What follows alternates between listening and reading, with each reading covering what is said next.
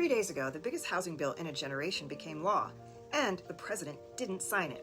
He sat on it in protest over an unrelated fight. The constitutional 10-day clock ran out at midnight, and it became law automatically. That's a real thing that can happen.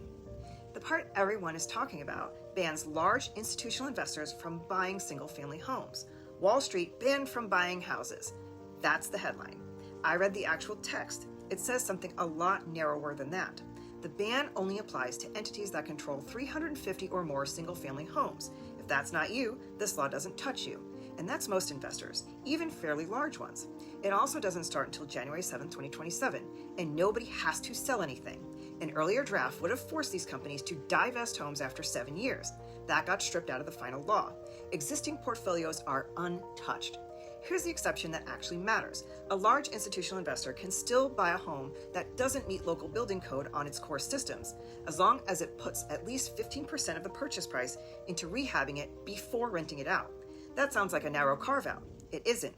Blackstone's own numbers from 2012 to 2016 foreclosure buying spree show they were already renovating homes at right around that 15% mark. Congress basically wrote an exception describing what the biggest player was already doing over a decade ago. And that ban doesn't stop consolidation between the big players. Large institutional investors are explicitly allowed to buy homes from other large institutional investors, mergers included.